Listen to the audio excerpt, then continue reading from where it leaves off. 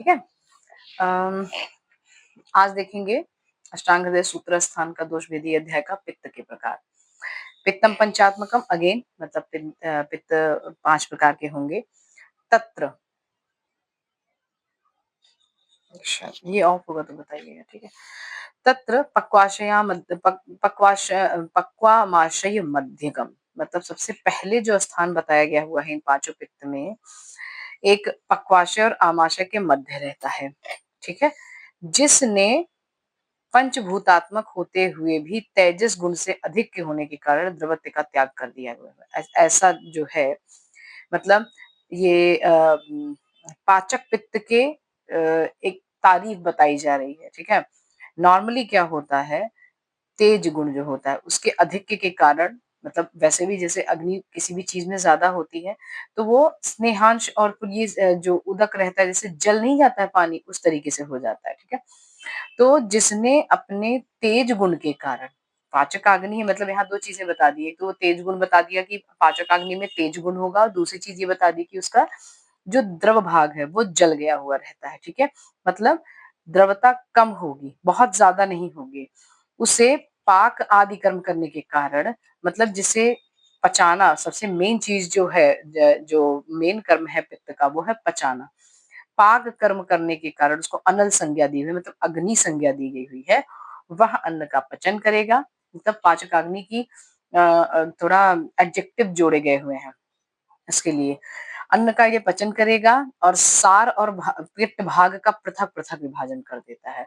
ये काम वो समान वायु भी कर रही थी, विभजती ना, विभजती का काम मतलब वो डिवाइड कर रही थी। यहाँ पाचकाग्नि भी वही काम कर रही है कि अन्न का विभाजन किसमें, सार और पित्त में, मतलब न्यूट्रिएंट्स में, और जो मल भाग है जो एक्सक्रीट करना है उसमें अलग अलग वो विभाजन करेगी, और वहीं पे रहते हुए, मतलब आमाशय और पक्वाशय के मध्य में रहेगा, ठीक है। आमाशय और पक्वाशय के मध्य की जब बात आती है तो उसके मध्य में जितने ऑर्गन आते हैं वो सारी ऑर्गन आप उसको एज्यूम कर लेंगे, ठीक है।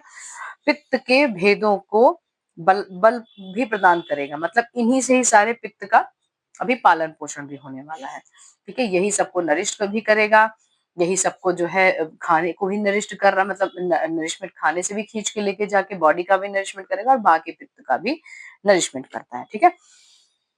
तो पाचकाग्नि के बारे में, मतलब पाचक पित्त सबसे पहला प्रकार जो है उसके बारे में इन्होंने बता दिया यहाँ पे श्लोक नंबर 10, 11 और 12 में।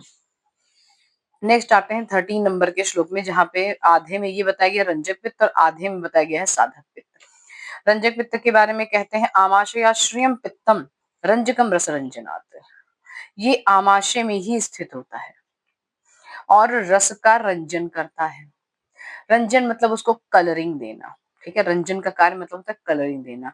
अब एक बात और भी आती है, जब आप क्रिया शारीर के सब्जेक्ट में पढ़ेंगे और इन डिटेल करेंगे पित्त के बारे में, वहां पे रंजक पित्त के बारे में कहा गया जहां जहां कलरेशन करनी है, मतलब कलर लेकर आना है, वहां वहां रंजक पित्त का कार्य है। अब जैसे हमने खाना खाया हुआ है तो समवाय संबंध और संयोग विभाग के अकॉर्डिंग वो जो है जाके उसी तरीके से न्यूट्रिएंट्स बॉडी में बैठेंगे। षट पदार्थ जो बताया गया हुआ है चरक संहिता और वैशेषिक दर्शन इत्यादि में, उसके अकॉर्डिंग वो लोग करेंगे। लेकिन जैसे हमने रोटी खाई व्हाइट कलर की, उसमें कार्बोहाइड्रेट जो निकला जो भी था, ठीक है, जो भी न्यूट्रिएंट्स निकला वो उसी कलर का ही रहेगा।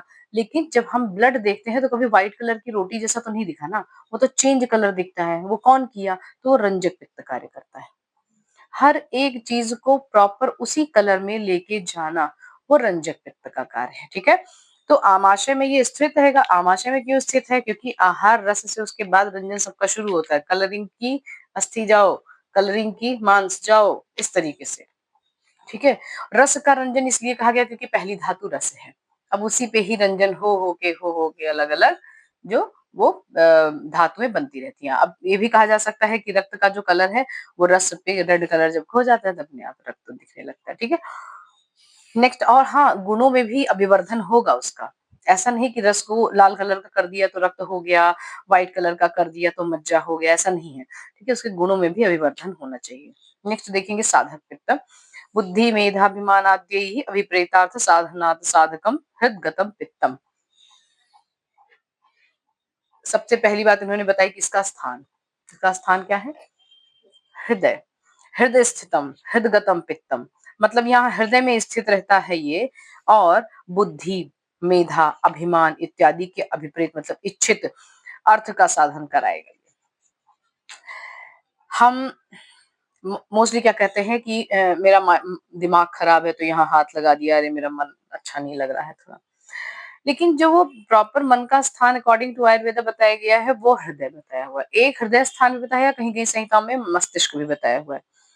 हृदय अगर मन का स्थान है तो मन से रिलेटेड जितनी भी प्रॉब्लम होगी वो हृदय को अफेक्ट जरूर करेगी। मतलब मस्तिष्क में होने वाली सारी प्रॉब्लम सबसे पहला ऑर्गन जो लेके जाएंगे, तो ब्रेन तो रहता ही है, सबसे पहला जो ऑर्गन बॉडी का लेगी वो है हार्ट, क्योंकि मन का स्थान वहां भी बताया हुआ है। अब दूसरी तरीके से अगर सोच लीजिए तो ये कह लीजिए कि अगर किसी को मानसिक कोई पीड़ा है, मानसिक कोई कष्ट है, तो उसका हृदय की गति में भी कुछ न कुछ परिवर्तन जरूर मिलेगा। बुद्धि, इंटेलेक्चुअल पावर भी हृदय के बारे में बात हो रही है।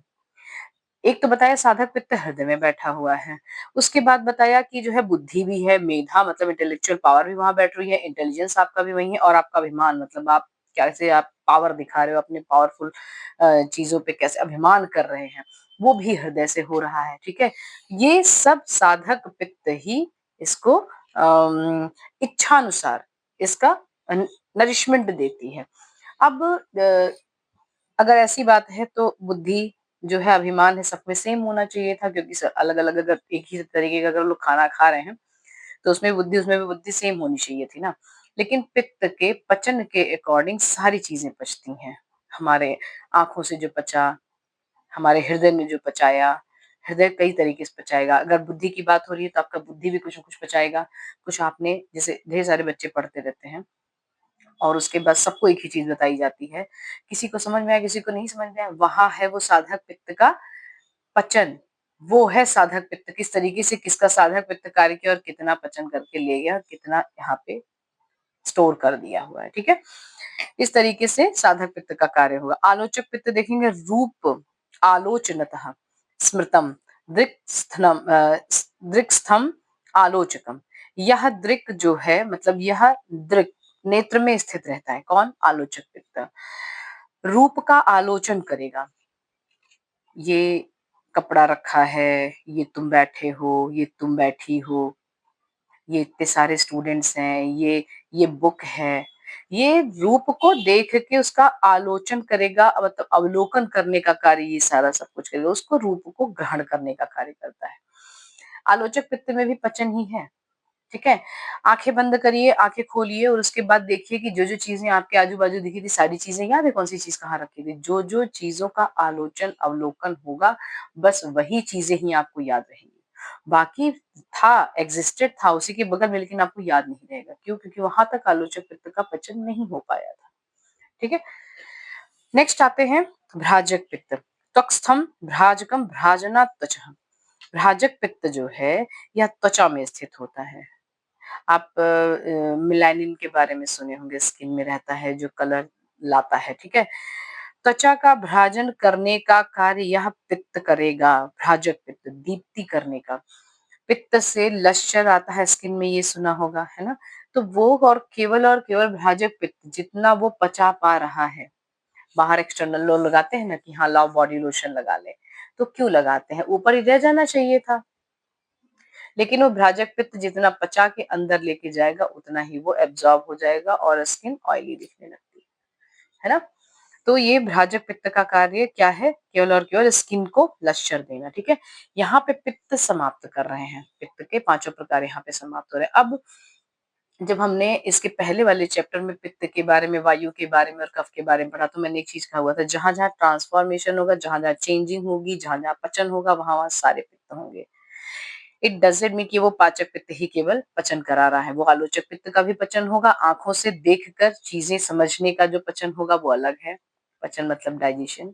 और साधक पित्त चाहे वो हो कि कोई इंसिडेंस हुआ या कोई बात हुई, किसको कितना इमोशनली अफेक्ट कर गया, वो साधक पित्त का कार्य है। ठीक है, किसी की बातें कितना लगी और कितना लेना है, कितना छोड़ देना है, यह भी साधक पित्त का ही कार्य है। ठीक है, आलोचक पित्त तो बता ही दिया, नेत्र का। रंजक पित्त, रंजक पित्त मतलब देखो, जब शरीर के धातुओं का रंजन होता है धातुओं का जब रंजन होता है रंजक पित्त के द्वारा, तो कितने प्रॉपर कलर देना है कि वो उससे न ज़्यादा हो न कम हो, ये रंजक पित्त का कार्य है। अभी ब्लड अगर लाल बहुत ज़्यादा कलर कर दो, जिससे हम लोग ये बनाते हैं जो कलर-वलर बनाते हैं, तो उसमें हल्का-सा परसेंटेज अगर 2 कलर का इधर-उधर हुआ, तो दूसरा कुछ कलर आ जाता है।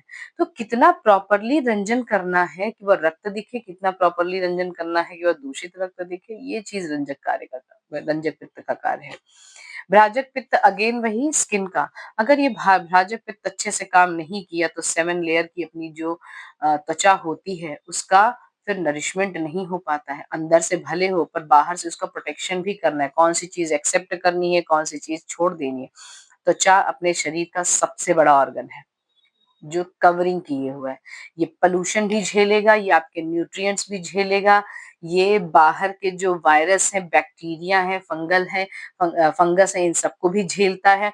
इसलिए यहाँ का पित्त बहुत ज़्यादा स्ट्रॉन्ग होना चाहिए। उसको बुद्धि होनी चाहिए, तो कौन-सी चीज़ एक्सेप्ट करनी, कौन-सी चीज़ रिपेल कर देनी है। ठीक है?